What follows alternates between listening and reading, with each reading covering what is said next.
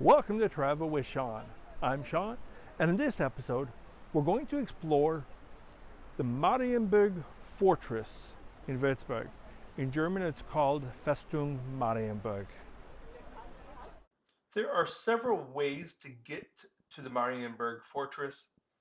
You can go as part of a tour, in which they'll take you right up to the fortress.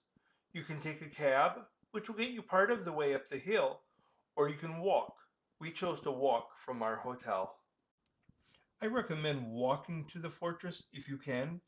It's great exercise and gives you the opportunity to see the defensive works as well as beautiful views of the city and the River Main. The hill is called Marienberg because of the church built up there dedicated to St. Mary. It literally means Mary's Hill. So we started our ascent up the hill to Marienberg Fortress. Okay, we just crossed the old Main Bridge, Alte Mainbrück, and we're going to head up to the Marienberg Fortress, which is the most prominent structure around Würzburg. It started in the 700s with the construction of a church dedicated to St. Mary. The name means Mary's Hill, but originally it was referred to as Würzburg. Before there was even a town here, the Würzburg was the identification given to the hill. So here we are at the foot of the bridge. We have two options, the orange and the red. We're going to go right and follow this red route, which will take us around up to New Tor, which was called the New Gate. It means New Gate, but it's ancient. It was built after Sweden invaded and conquered Marienberg Fortress. It was to prevent further invasion. So then we'll cross the water, come up here to the fortress, explore the fortress. Then we'll take the orange route back, round behind to this ancient watchtower, Maschekuleturm, and we'll follow along the vineyards, walk among the vineyards, until we come down to St. Burkhard's church and bring us back over here to the foot of the bridge. Now we're approaching the outer defense perimeter of Marienberg Fortress, Festung Marienberg as it's called. And you can see they've made a little garden here in recent years. After the Swedish captured Marienberg Fortress during the 30 Years' War, the Prince Bishop ordered the construction of these defensive works, a series of gates, to prevent further invasions into the city. So this would have been built up into in the 1600s. And you can see it looks like there's been some reconstruction done. There was damage during World War II. I don't know how badly the defensive perimeters were damaged, but the fortress itself was damaged in World War II.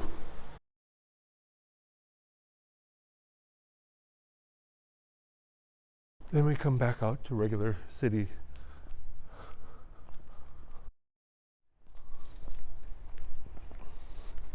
Looking back on the gate that we just walked through.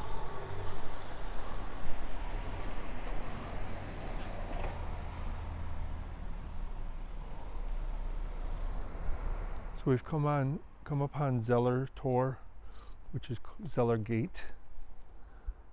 You can see the scary face.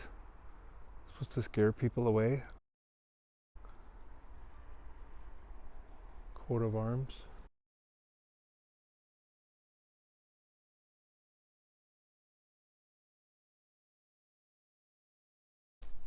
So on our journey, we are down here at Zeller Tor. We still have to go all the way up here.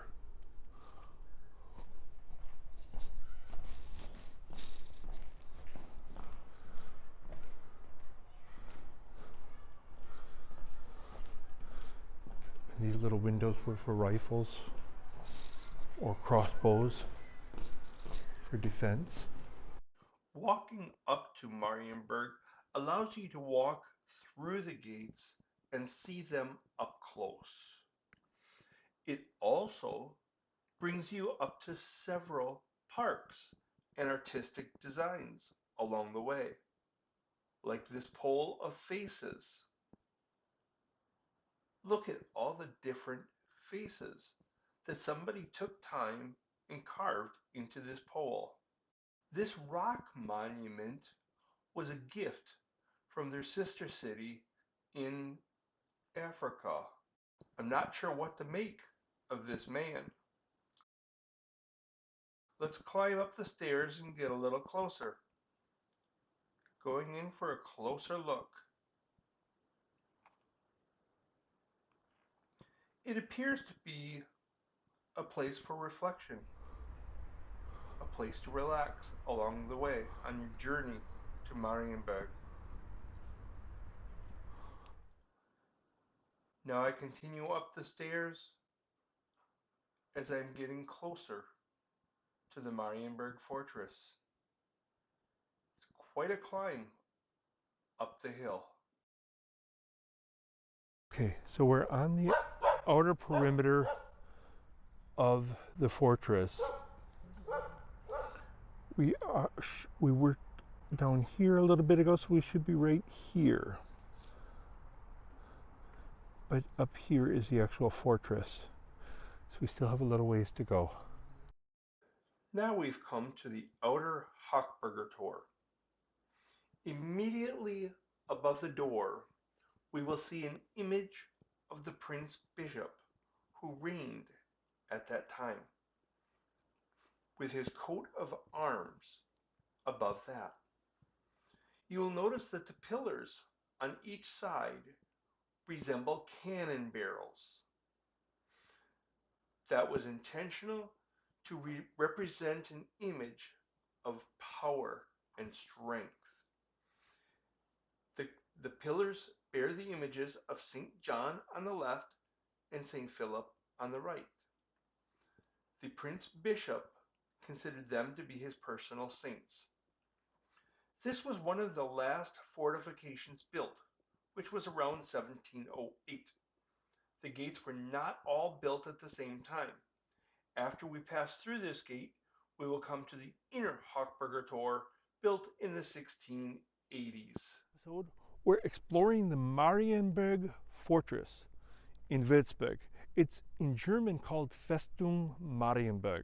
It sits on top of a hill. The hill itself is called Marienberg, meaning Mary's Hill. And it's originally the site of Würzburg. The city developed later. The fortress was built around 1200 around a church dedicated to St. Mary that was built around 700. And this was the residence of the Prince Bishop, who also had the title Duke of Franconia. And this was the royal residence until around 1700. And in the 1600s, during the 30 Years' War, Sweden invaded, conquered most of Germany, including Bavaria, including Würzburg, and they captured the fortress. It is the most prominent place around.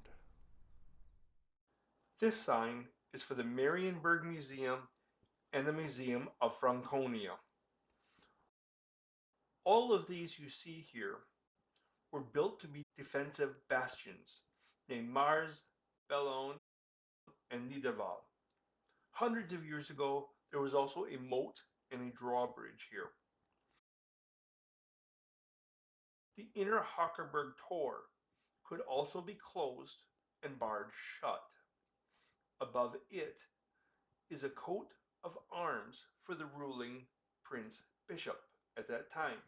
The evil face you see, the scary face, was to ward off evil spirits. And I guess it could be applied to the evil spirits in human form.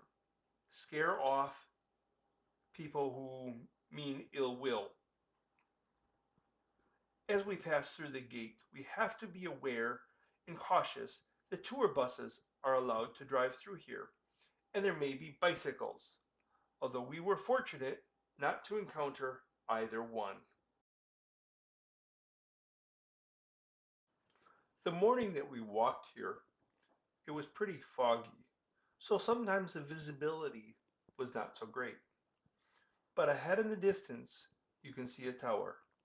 That's St. Kilian's Tower, or Kilianturm in German, which is the watchtower at the final gate into the fortress. Since you can see that, you know we're getting significantly closer now. This gate is called Schönborntor, or Schönborn Gate, named after Johann Philipp von Schönborn, who was the Prince Bishop of Würzburg when the gate was built in 1649. That's his coat of arms right there on the top. Like other gates, this one has a curved tunnel and doors on either side that can be shut and barred to prevent unauthorized entry. The doors also have a middle door, allowing one person to pass through while the big doors are shut. The gate is very different from the rest because of a relatively steep incline and a nearly 90-degree curve, as well as the tunnel being longer than any of the others. Leaving Schönborn Gate, the path continues to climb and completes a 180-degree curve from the gate's other side. Echtertor is ahead, and I'll talk about that in a moment. First, I'd like to point out the building to our right, Marstall Museum, which in English is a museum of carriages and sleighs. The museum was established in 1923, but before that it was a riding stable. Historically, this was the royal stables for the Prince Bishop and his court. Echtertor, or Ector Gate, is the final military bastion before reaching the military base outside of the palace grounds. The walls are considered to be impenetrable, and you can see plenty of room on top for cannons and a firing squad to defend it. It was named after Prince Bishop Julius Ector von Mespelprom in 1606. It's sometimes called Michael's Door or Michael's Gate because of this statue of the Archangel Michael as a dragon slayer. Marienberg Fortress was the seat of the Würzburg bishops since 1250. They enlarged the medieval castle, transforming it initially into a fortified Renaissance palace, and finally into a Baroque fortress. Today it houses the Prince's Building Museum and the Main-Franconian Museum, Würzburg. The hill on which it stands, called Marienberg, was first settled in the late Bronze Age, which ended in 1200 BC. In the early 8th century AD, Franconian Thuringian dukes built a small fort here. In about 1200 AD, Prince Bishop Conrad von Kerfort began to build a large castle here. Now we come to the final gate, Marienberg Gate. It was completed in 1482 and named after Prince Bishop Rudolf von Marienberg. The stone bridge was built in 1748, replacing the drawbridge that spanned the moat surrounding the castle. Following the 1631 storming of the castle by the Swedes, Prince Bishop Johann Philipp von Schönborn, began building a circle of defensive bastions to protect Marienburg. This was completed in 1658.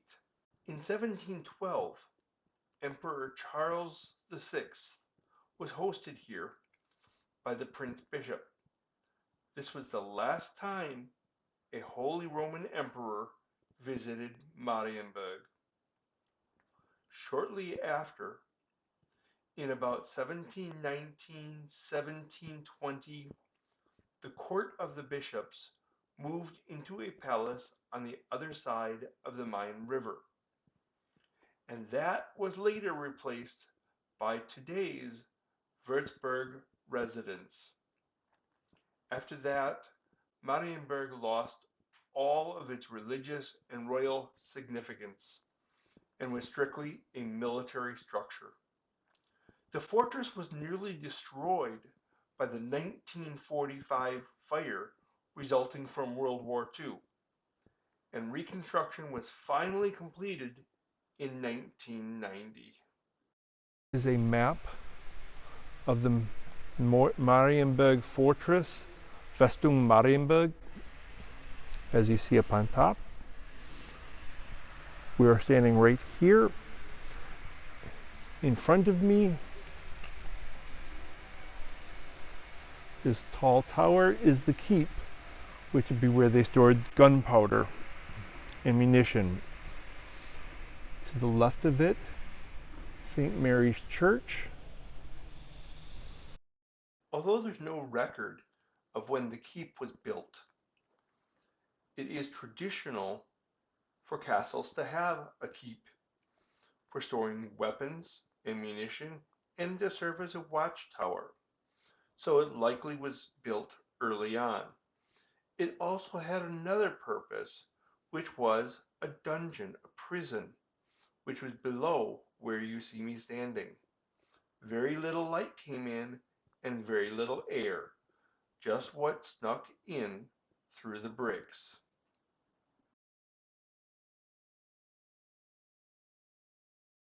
The gate that we came in is Scherenberg Gate. The gate we came in is Scherenberg Gate. We've just concluded our fascinating journey through the historic Marienberg Fortress, unraveling its secrets and walking through centuries of defensive architecture. Now, as we descend from the fortress, our path leads us to another intriguing landmark, Neutor, the New Gate. This gate holds its own story and significance in Würzburg's rich history. As we approach Neutor, you'll notice its strategic location and architectural features designed for defense. The gate stands as a testament to the efforts made to secure Würzburg against potential invasions during a tumultuous period of history. Behind me is Neutor. It's one of the gates, defensive works, leading to Marienberg Fortress, or Festung Marienberg in German. Marienberg Fortress was captured by the Swedish during the 30 Years' War when they invaded Germany. Before the Swedish were repulsed from Germany, they started building this gate. It was finished sometime in the early 1650s. And the purpose is to keep invaders from getting to Festung Marienberg and capturing the fortress. There was a moat built around the fortress, and this gate is just inside the moat. And the gate is slightly curved. It's kind of a tunnel and it's slightly curved to keep people from being able to shoot all the way through. And anybody wanting to shoot, any attacker coming in, would need to get into a vulnerable position. This low area of green grass is where there was a moat centuries ago. In the context of medieval fortifications, moats played a crucial role in enhancing the defense capabilities of structures like New Tor. Take a close look at New Tor's intricate carvings, the sturdiness of the structure, and its overall grandeur. It's a fusion of art and defense, showing the craftsmanship of the period. Constructed in the late 1600s, New Tor features unique elements that set it apart from other gates we encountered earlier. The design reflects the military mindset of the time, with a focus on both functionality and aesthetics. As we pass through New Tor, we step into a different chapter of Würzburg's history. The gate symbolizes resilience, strength, and the determination to protect the historic city. Beyond New Tor lies more of Würzburg's fascinating heritage. The journey continues, and each step reveals more layers of this city's rich past. Before we move on, let's take in the breathtaking views of Würzburg's vineyards, its surrounding landscapes, and its cityscape. It's truly a journey through time and history. Join me next time as we explore further and uncover the hidden gems that Würzburg has to offer.